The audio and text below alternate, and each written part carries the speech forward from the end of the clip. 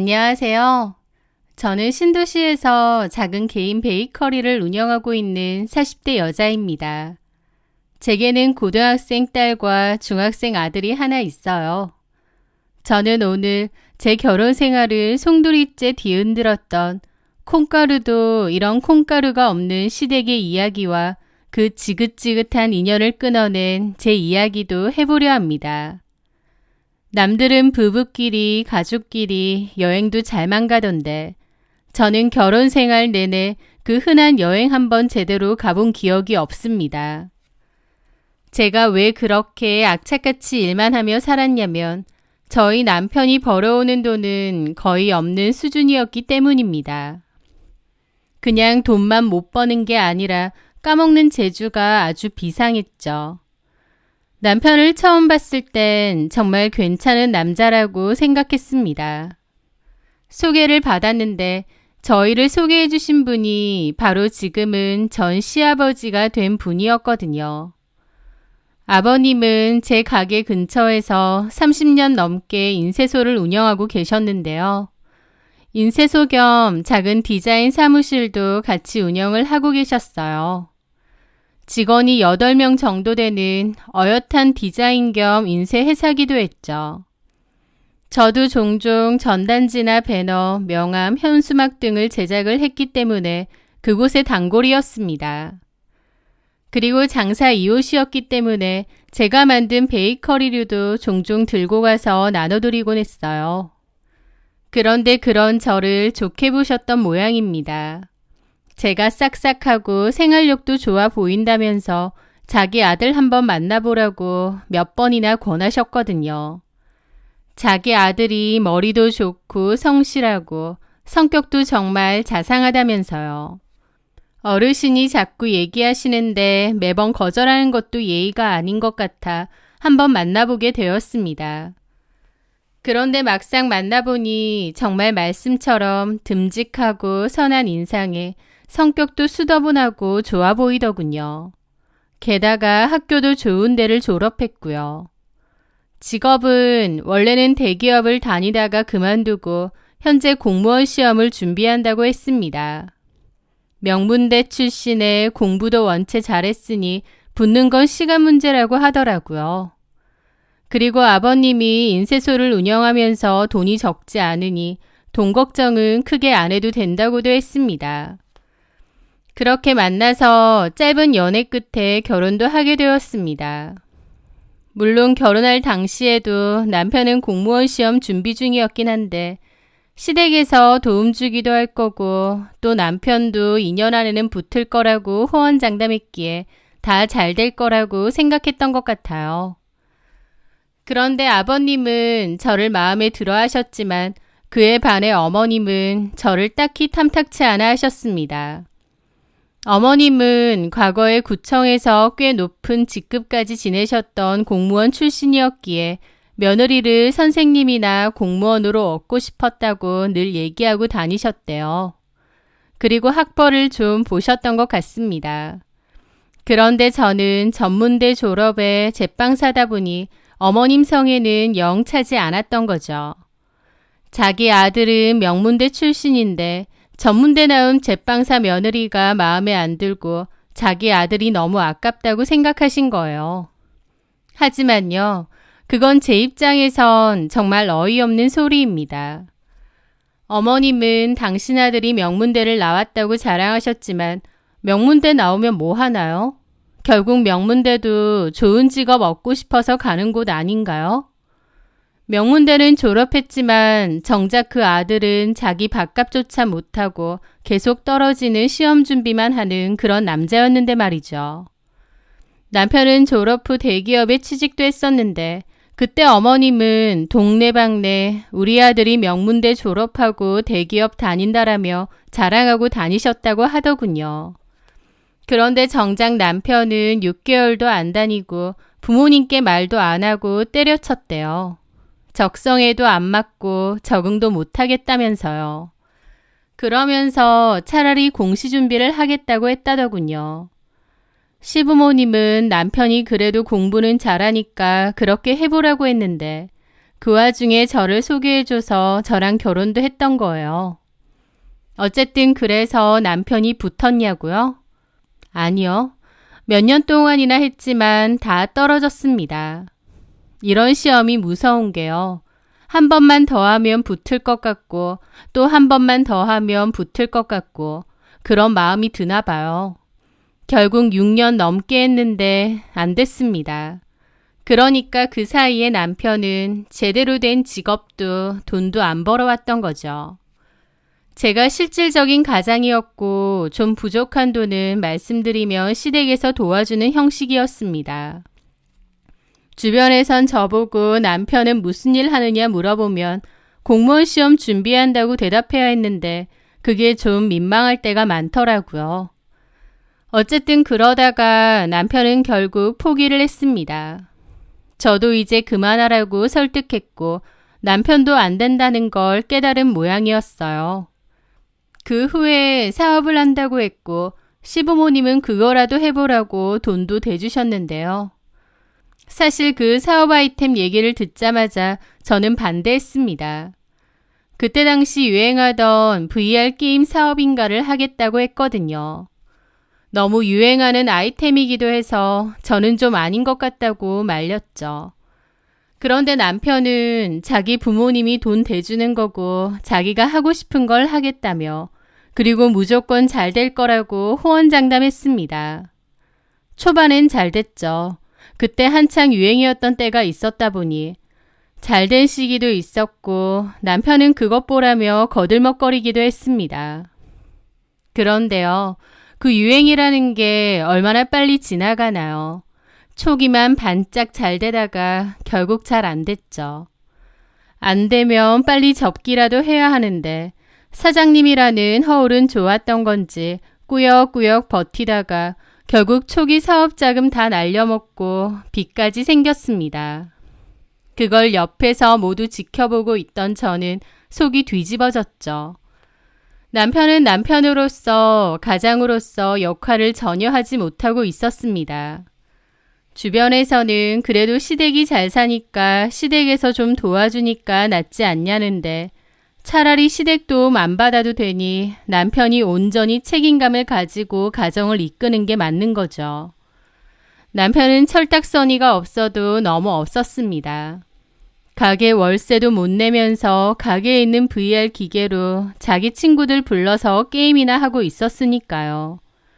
그리고 시댁에 매번 손 벌리는 것도 얼마나 염치 없고 민망한가요. 결국 생활비는 내가 다 번다는 생각으로 악착같이 일했죠. 아침 일찍부터 밤 늦게까지 케이크 주문을 받고 굽고 포장하며 제 몸이 부서져라 일했습니다. 인건비 아껴가면서요. 보다 못한 제가 제발 사업 좀 그만두고 취직하라고 단돈 100만 원이라도 좋으니 스스로의 힘으로 벌어라고 한 적도 있습니다.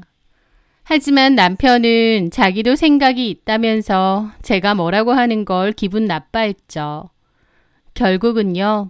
그 VR 게임방 빚만 남기고 폐업했습니다.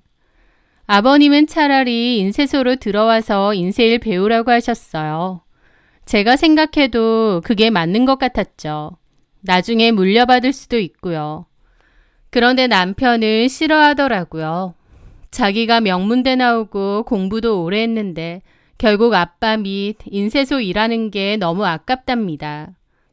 여전히 정신 못 차린 거죠. 그러더니 그 뒤로 또 정신 못 차리는 아는 형과 동업을 하겠답니다. 저는 그러지 말고 아버님 밑에 들어가서 일 착실하게 배우라고 설득했어요. 번듯한 인쇄소에 작지만 디자인 회사까지 끼고 있는데 거기서 일 제대로 배우는 게 낫다고요. 그런데 남편은 인쇄소는 하다 안 되면 마지막이라고 하더라고요. 그러니까 남편에게는 최후의 보루 같은 곳이었죠. 해보고 싶은 거 다 해보다가 안 되면 돌아갈 수 있는 그런 곳이요. 혼자 살면 그런 거 다 해보고 도전해봐도 좋습니다.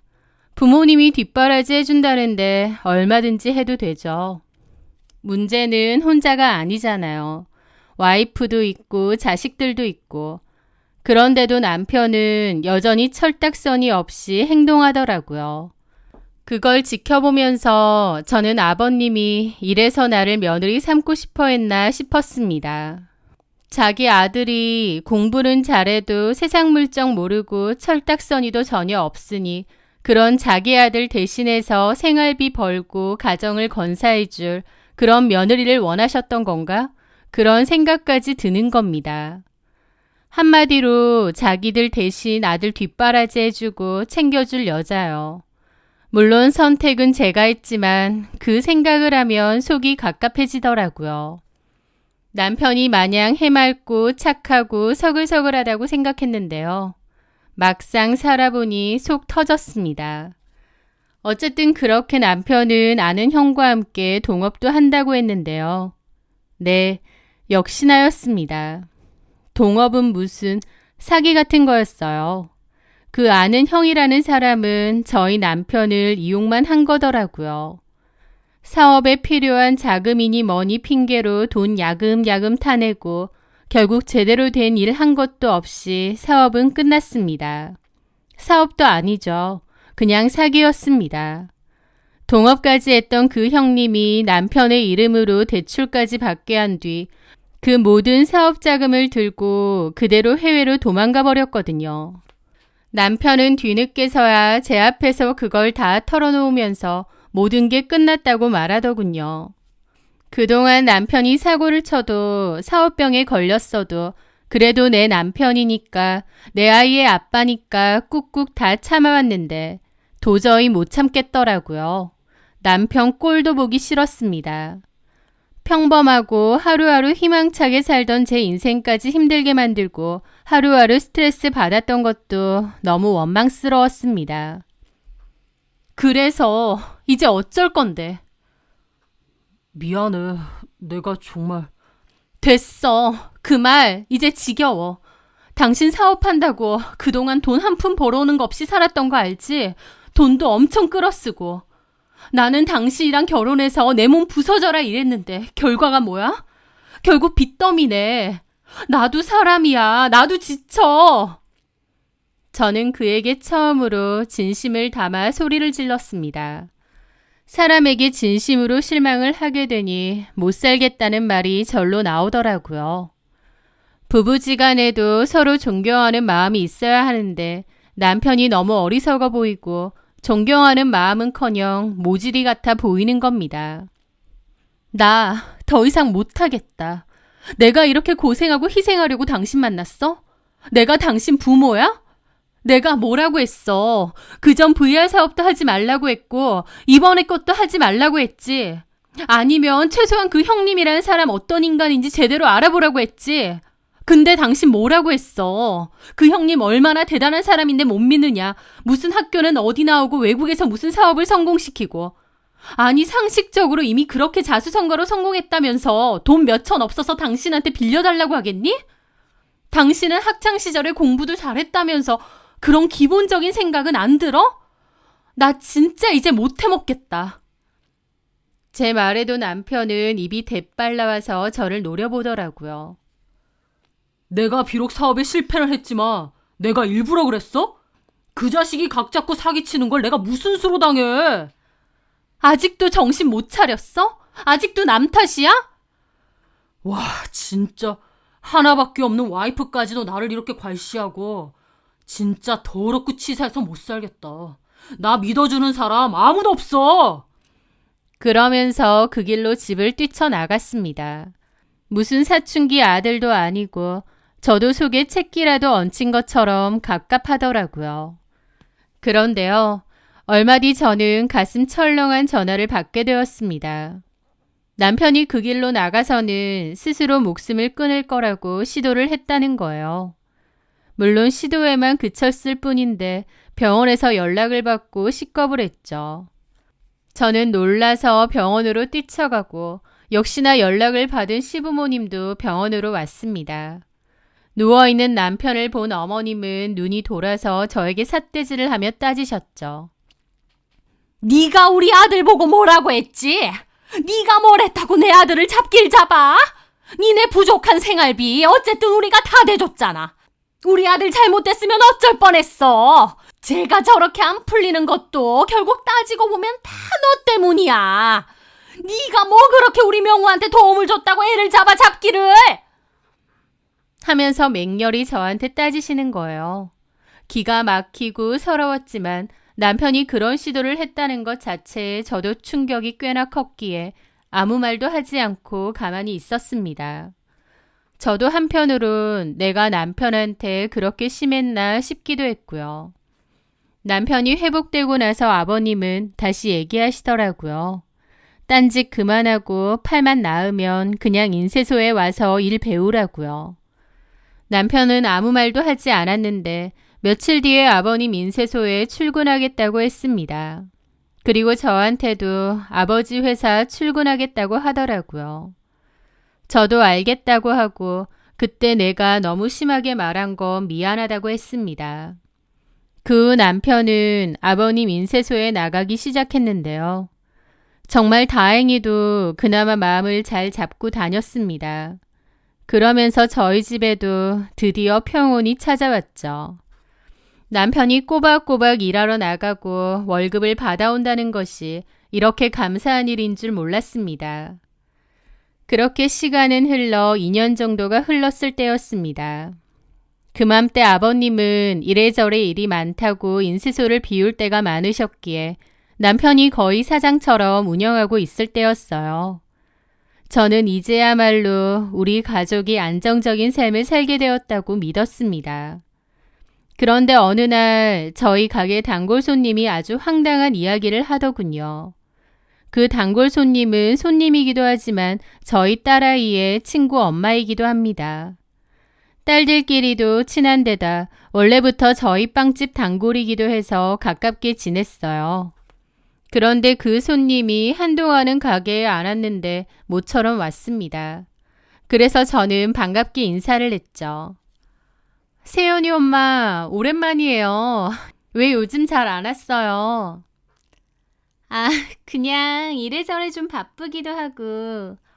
그렇구나. 빵 사러 오신 거예요? 예, 세연이 먹을 거 하고 좀 사갈게요. 네. 아, 그리고 이 케이크는 계산할 필요 없고 세연이랑 집에 가서 같이 드세요. 신상품으로 만들어 본 건데 맛있게 괜찮아요. 저는 제가 만든 케이크도 선물로 하나 포장했죠. 아유, 팔아야 되는데 뭘 이런 걸 줘요. 신상품으로 만든 거라 아직 가격도 안 정했어요. 한번 드셔보시고 나중에 후기 좀 들려줘요. 어떤지. 그런데 제 말에 그 손님분은 한숨을 푹푹 쉬더라고요. 저는 좀 어리둥절했는데 그분이 그러는 겁니다. 내가 못 살아. 미소 엄마가 이렇게 착해가지고 아무것도 모르니까. 내가 속이 상해서 정말. 네? 실은 내가 한동안 빵집 안 온 이유가요. 도저히 미소 엄마 얼굴을 못 보겠는 거예요. 제 얼굴을요? 왜요? 저는 그 손님이 당최 무슨 얘기를 하는지 모르겠더라고요. 내가 이런 거를 얘기하는 게 맞나 아닌가 싶고, 남의 집 일인데 오지랖인가 싶고, 그래서 그냥 모른 척 하려고 했는데, 또 내 성격에 아무것도 모르는 척 미소 엄마를 대하는 게 쉽지 않겠더라고. 무슨 얘기 하시는 거예요? 미소 아빠 말이에요. 저희 남편요? 요즘 좀 안 이상해요? 네? 갑자기 저희 남편 얘기를 하니 어리둥절했죠. 아니, 실은 우리 세연이가. 세연이는 그 손님의 딸입니다. 저희 딸의 친구기도 하죠. 그런데 한다는 말이 세연이가 저희 남편이 어떤 여자와 허리에 손을 두르고 가는 것을 우연히 봤다는 거예요. 아무리 봐도 친구의 아빠니까 세연이가 유심히 지켜보다가 폰으로 몰래 사진도 찍었다고 했습니다. 세연이는 이 이야기를 자기 엄마한테 털어놓았고 세연 엄마는 이걸 저한테 얘기해줘야 되나 말아야 되나 고민하고 가게에 못 왔다는 거예요. 저는 너무 놀라서 어안이 벙벙하더라고요. 세연이가 사진도 찍었다고요? 예. 사진 혹시 지금 있어요? 잠깐만요. 그러면서 사진을 보여줬는데 영락없는 제 남편이 맞더라고요. 사진을 보기 전까진 세연이가 착각한 게 아닐까 싶었는데 막상 사진을 보니 제 남편이 맞았습니다. 얼굴도 맞았고 옷도 제가 사준 옷이었거든요. 그리고 너무나도 다정하게 허리를 끌어안고 있는 옆에 여자. 둘은 딱 봐도 보통 사이 같지는 않았습니다. 세연이도 친구 아빠가 모르는 아줌마랑 이러고 다니니 놀라서 사진을 찍은 모양이었죠. 아예 몰랐죠, 미소 엄마? 네. 이 여자 누군지도 모르죠? 처음 보는 여자예요. 혹시 미소 아빠 인쇄소에서 일하는 직원이라던가? 아니요. 직원은 제가 다 아는데 이런 여자는 없어요. 그래요? 세연이가 요 근방에서 독서실 마치고 오는 길에 봤다는데 아우 이게 무슨 일이야. 내가 이 사진만 딱 봐도 보통 사이가 아닌 것 같은데 이걸 미소 엄마한테 얘기할까 말까 엄청 고민했다니까. 그 얘기를 들으니 갑자기 걱정이 되더라고요. 혹시 세연이가 미소한테도 얘기를 했나요? 그러진 않았대요. 나도 절대 미소한테 얘기하지 말라고, 미소뿐만 아니라 아무한테도 말하지 말라고 신신당부했어요. 네, 고맙습니다. 일단은 좀 알아봐야 될 것 같아요. 나도 도울 일 있음 좀 도울게요. 네. 저는 너무 충격적이고 얼떨떨 하더라고요. 남편이 동네에서 어떤 여자랑 허리를 두르고 다니고 그걸 딸의 친구가 목격까지 했다니요. 진짜 미친 게 아닌가 싶었죠. 사실 저는 그때까지도 남편이 외도를 저질렀다는 걸 전혀 몰랐습니다. 자식들도 다 있는데 이 인간이 정말 미쳤구나 싶기도 하면서 도대체 이 여자는 뭔가 싶기도 하더라고요. 저는 당장 남편한테 따지려다가 일단은 참았습니다. 이 여자가 누구인지 남편과 어떤 사이인지 알아보는 게 더 중요하다는 판단이 들었거든요. 그래서 남편 앞에서는 최대한 티내지 않고 몰래 남편 폰을 뒤졌죠. 뒤져보니 카톡에는 대화 내용이 없고 문자로 서로 연락을 주고받았더군요. 내일 뭐 먹으러 가자, 뭐 사달라, 보고 싶다, 여행 가자 등등 연인들이나 할 법한 대화들을 아무렇지 않게 했습니다. 그리고 물론 그 대화를 보니 그 여자는 남편이 유부남인 것도 알고 있었어요. 와이프한텐 뭐라고 할 거냐, 애들 공부는 잘하냐 등등도 물어본 걸 봤거든요. 뚜껑이 열리고 온몸이 떨려왔습니다. 이 인간이 그나마 정신 차리고 아버님 인쇄소에서 일하면서 가장 노릇 하나 했더니 바람? 정말 가지가지 하는구나 싶었죠. 그리고 이 여자가 어떤 여잔지 알아내야겠다고 생각하며 이 여자의 연락처를 따로 적어두었습니다. 그런데 그 일이 있고 이틀 정도 뒤에 그 손님, 그러니까 세연이 엄마가 다시 빵집으로 헐레벌떡 들어왔어요. 미소 엄마! 네, 세연이 엄마. 나 그 여자 누군 줄 알았어요. 정말요? 인쇄소 건너편 네일샵이 새로 생겼거든요. 거기 여자더라고. 네일샵 사장이요? 네, 지나가다가 새로 생겼는데 손톱이나 받아볼까 하고 들어갔거든요. 근데 예약이 다 차 있어서 안 된다는 거야. 아니 내가 거기 지나다니면서 손님 있는 꼬라지를 못 봤는데 심지어 그날도 지 혼자 놀고 있더만 안 된대. 그래서 뭐 이런 데가 다 있나 생각하면서 그냥 가려는데 가만 보니 거기 사장 얼굴이 너무 낯 익은 거예요. 어디서 봤지 하는데 그 순간 딱 생각나더라고. 그 여자 맞아요. 그 말에 눈이 뒤집혔습니다.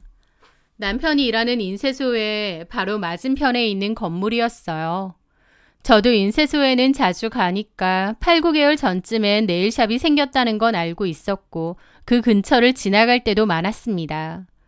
그냥 지나가면서 여기저기 둘러보다가 거기를 볼 때도 많은데 주로 가게 손님은 없고 사장 같은 여자가 항상 누군가와 깔깔대며 통화를 하고 있더라고요. 그때는 별 생각 없이 장사가 잘 안 되나 보다 하고 지나쳤는데 바로 그 여자였던 겁니다. 저는 갑자기 피가 거꾸로 솟는 기분이 들었고 못 참겠더라고요. 이미 남편 폰에서 증거도 다 확보했고 어떤 년인지 직접 보고 싶었습니다. 가게 문을 확 열어젖히자 그 여자가 저를 보고 깜짝 놀라더군요. 딱 봐도 손님 같지는 않고 몹시 흥분한 게 보이니까 그 여자도 당황한 눈치였습니다. 어쩐 일로 오셨어요? 손톱하러 오셨나요? 너 최명우 알지? 네? 누구요? 최명우, 바로 옆 인쇄소 운영하는 최명우 말이야. 제가 고함을 지르자 상간녀는 당황한 얼굴로 허리춤에 손을 얹고 따지더라고요. 최명우가 누군데요? 난데없이 쳐들어와서 뭔 헛소리 하는 거예요. 당장 나가요. 꺼지라고. 라는데 저는 테이블 위에 있는 그 여자의 핸드폰을 뺏으려고 했습니다. 그 여자는 뺏기지 않으려고 붙잡았죠. 모르는지 아는지 어디 한번 전화해보자. 이거 안 놔? 남의 폰을 왜 갖고 가는데? 네가 최명우 모른다는데 진짜 모르는지 어디 한번 보자고. 이 여자가 미쳤나 정말? 하면서 폰을 뺏으려고 그 여자와 옥신각신 몸싸움이 벌어졌습니다. 그렇게 고함을 지르고 싸우다 보니 주변 가게 사람들도 놀라서 보더라고요. 저는 그 여자의 핸드폰을 낚아챘고 통화 목록을 훑어보는 순간 바로 인쇄소 힘꾼 오빠라고 최근 통화 목록이 있었습니다. 그걸 보고 저는 뒷목을 잡았죠. 야, 이래도 몰라? 인쇄소 힘꾼 오빠?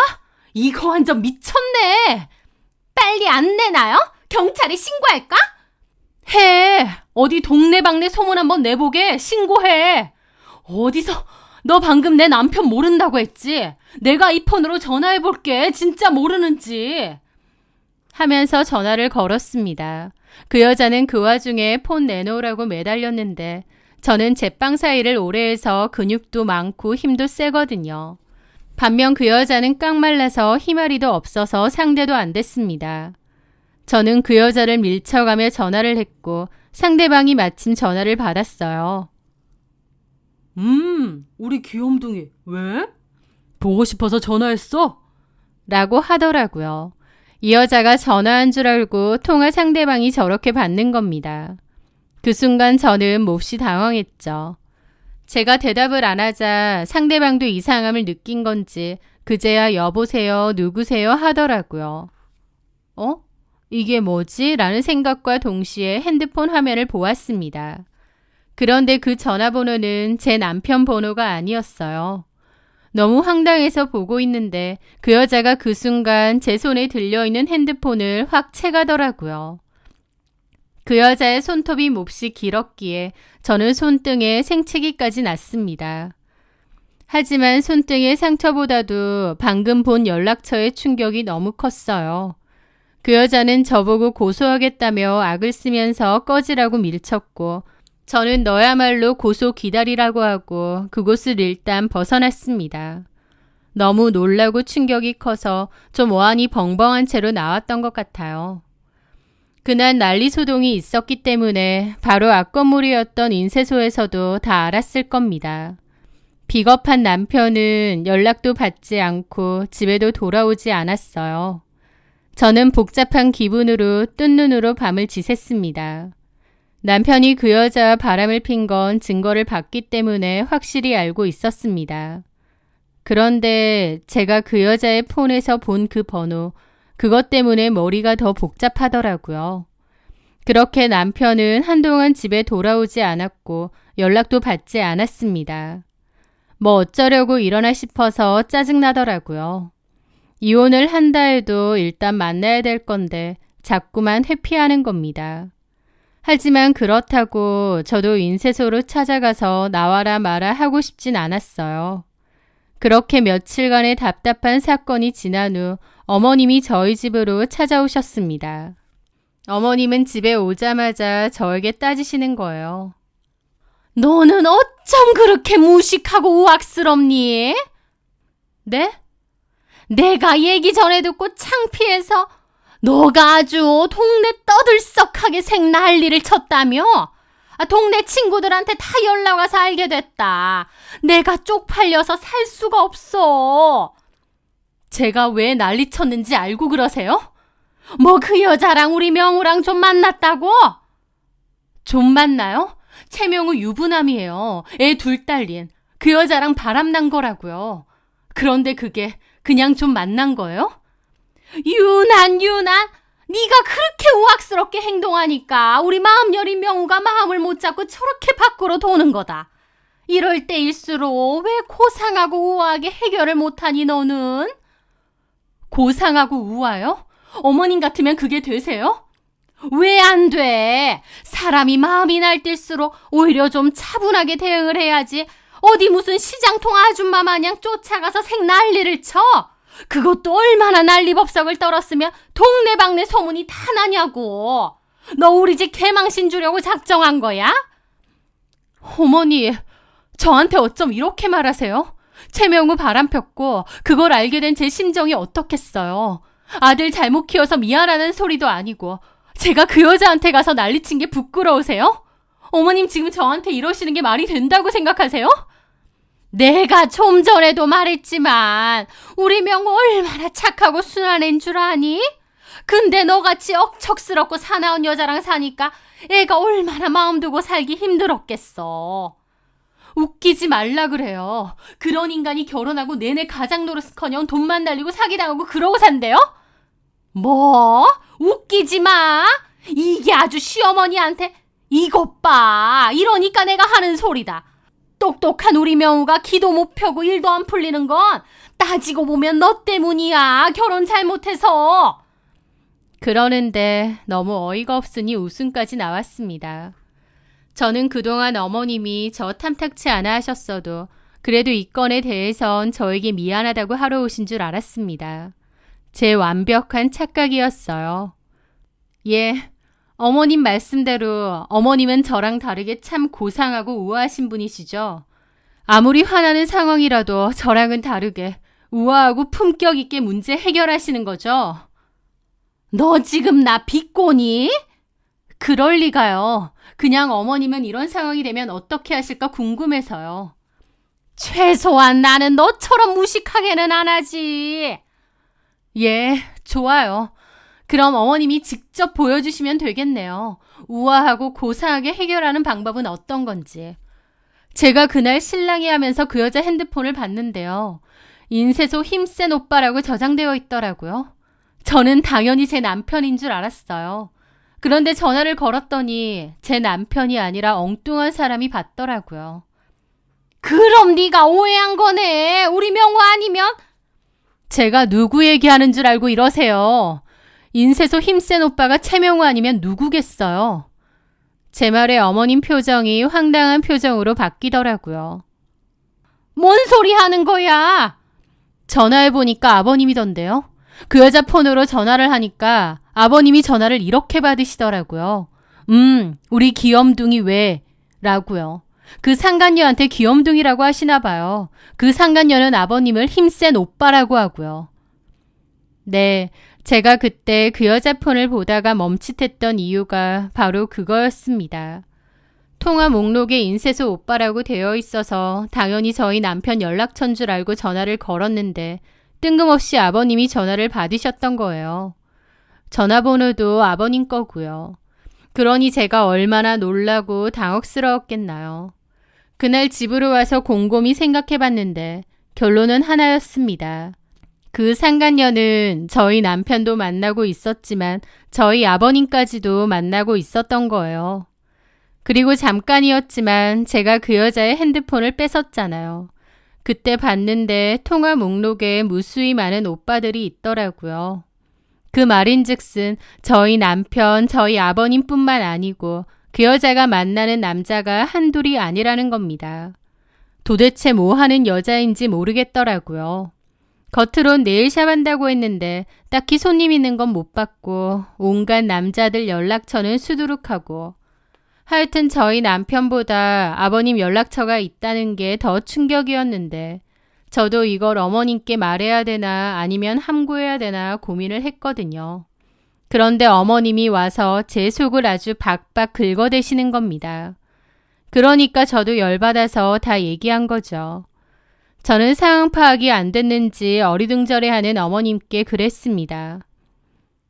어머님이 이제 보여주세요. 아버님도 그 여자랑 그렇고 그런 사이 같은데 어떻게 하면 고상하고 우아하게 그리고 품격 있게 이 문제를 해결할 수 있는지요. 제 말이 끝나자마자 어머님은 그제야 상황 판단이 다 되신 것 같았습니다. 갑자기 얼굴이 벌개지더니 기막혀 하시더라고요. 너 지금 그게 진짜야? 네, 제가 직접 봤어요. 그게 말이 되니? 너 지금 홧김에 아무 소리나 하는 거 아니야? 니네 아버님이 그럴 사람이야? 저도 이 일이 있기 전에는 미소 아빠 그런 인간인 줄 몰랐습니다. 그때 어머님 표정이란 어머님은 얼굴에 핏기가 다 사라지더라고요. 아들이 바람 폈음에도 며느리만 탓하고 잡으려고 왔는데 사실은 그 상대가 자기 남편하고도 불륜 사이라니 이런 기막히고 쇼킹한 일이 어디 있겠나요. 어머님은 비틀거리면서 갑자기 아버님한테 전화를 걸었습니다. 여보세요. 난데 당신 그 네일샵인 가는 그 여자랑 무슨 사이야? 아니, 명우랑 바람났다고 해서 미소애미가 그 가게 가서 뒤집어 엎었잖아. 동네방네 떠들썩 하게. 근데 미소애미가 나한테 그러네. 그년이랑 당신이랑도 무슨 사이라고. 그거 사실이야? 사실인지 아닌지 그것만 말해. 하면서 어머님이 파들파들 떨면서 고래고래 따지시는 겁니다. 좀 전까지 저한테 고상하고 우아하게 해결하라 하시던 어머님인데 참 우습더라고요. 진짜 아니야? 근데 왜 그년 핸드폰에 당신이 저장돼 있어? 뭘 집에 와서 얘기해? 지금 말하면 되지. 오호라, 반응 보니까 뭐가 있긴 한가 보네. 여보세요? 여보세요? 아버님은 전화를 끄는 모양이었습니다. 어머님은 흥분을 감추지 못하고 그 길로 뛰쳐나가더라고요. 저는 잠깐 어머님을 따라갈까 하다가 말았습니다. 나중에 들어보니 이번엔 어머님이 그 네일샵 달려가서 그 상간녀 머리끄댕이 잡았대요. 인쇄소에서 사람들 와서 말리고 난리도 아니었답니다. 그 상간녀가 폭행당했다고 어머님 고소까지 하고요. 저한테 고상하고 우아하게 해결하라던 어머님은 그 누구보다 흥분해서 폭력까지 쓰며 문제를 해결하시더라고요. 어쨌든 그 일로 동네가 다 뒤집어졌습니다. 저에 이어 어머님까지 한바탕 난리가 나니 소문이 안 날 수가 없었죠. 그러는 과정에서 그 여자가 동네에 상당히 많은 남자들과 연관되어 있다는 사실도 뽀록이 났습니다. 부동산 사장, 정육점 사장에 고시 준비한다는 편의점 알바생까지. 그 후에 그 여자는 가게 문 닫고 바로 자취를 감췄죠.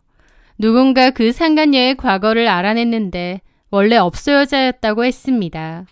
그러다가 나이가 점차 들면서 업소 일을 거의 잘리다시피 그만둔 것 같고 그 후로 네일 일을 배웠나 봐요. 그런데 집어넣게 못 준다고 네일 아티스트로 마음 잡고 성실히 일할 생각은커녕 겉으로 가게만 차려놓고 동네 남자들한테 치근덕거리고 만나고 스폰 받고 그랬다고 하더라고요. 손톱 만져주고 비 맞춰주면서 여자들한테 몇만 원 받는 것보다 남자들 적당히 구슬려서 몇십만 원, 몇백만 원 뜯어내는 게 그 여자에겐 더 쉬운 일이었을 테니까요. 저번 동네에서 그랬다가 도망 온 건데 저희 동네에서 또 그런 거죠. 그 일이 일파만파 퍼지면서 동네에 있는 모든 남자들은 다 의심의 눈초리를 받아야 했습니다. 그렇게 온 동네가 뒤집어졌고 저는 남편과 끝을 냈습니다. 그때 얼마나 오가는 말들이 많았는지 다시 생각하고 싶지도 않네요. 어쨌든 우여곡절 끝에 이혼하고 제가 아이들을 책임지고 지내게 되었습니다. 남편 없이 저 혼자 아이들을 건사한다는 게 그리 힘든 건 아니었어요. 왜냐면 어차피 결혼 생활 내내 거의 저 혼자 벌어서 아이들을 건사했잖아요. 그러면서 아이들 케어나 집안 살림도 제가 전적으로 책임졌었고요. 오히려 남편이라는 혹만 떨어져 나간 거지 이혼이라고 별반 달라질 것도 없더라고요. 다만 재산분할과 더불어 위자료도 받아냈기에 그 돈으로 제 가게를 좀 더 괜찮은 위치로 이전은 했습니다. 사실 제 가게랑 인쇄소가 가까워서 이혼 후에 껄끄러웠던 것도 있고요. 전 남편은 술만 마시면 제게 전화를 걸어와 자기가 죽일 놈이고 잘못했다며 이제 와서 매달리더군요. 그 소문이 동네방네 다 퍼졌기 때문에 사람들의 수군거림도 심했고 이래도 꽤 타격이 있는 듯 했습니다. 게다가 아버님은 그 일로 동네 창피하다고 두문불출하고 아들하고도 거의 안 보다시피 하고 지낸다더군요. 남편도 인쇄소에 출근을 안 한 지 꽤 되었고요. 남편은 그때 일을 진심으로 후회한다며 그 꽃뱀 같은 년한테 당했다고 잘못했다고 빌더라고요. 하지만 저는 아이들의 아빠로서 당신 역할만 제대로 하라고 나한테 당신은 아무것도 아닌 사람이라고 못을 박았습니다. 이혼당하고 가족들에게도 외면당하고 돈도 없어서 빌빌거리면서 산다지만 본인이 저지른 죄의 대가를 받는 것이니 제가 더 이상 신경 쓸 이유는 없었죠. 그 상간녀는 어떻게 되었냐고요? 제 남편, 저희 아버님뿐만 아니라 숱한 남자들하고 만남을 가져오고 대가를 받아왔잖아요. 그렇기에 상간에 관한 민사소송은 물론 성매매 관련 조사까지 받으러 다녔다고 하더라고요.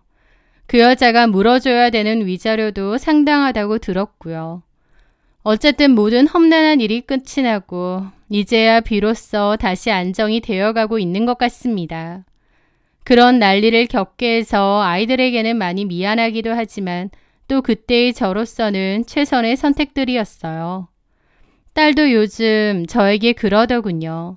예전에는 엄마가 늘 피곤해 보이고 항상 지쳐 보였는데 오히려 요즘 제 얼굴이 너무 편안해 보인다고요. 그 한마디에 그동안의 모든 고통과 서름이 치유되는 그런 기분도 느꼈습니다. 최악의 남편 잘 버렸으니 앞으로는 제 자식들 보면서 제일 열심히 하면서 더욱 씩씩하게 보란듯이 잘 살아가야겠네요. 제 사연 들어주셔서 감사합니다.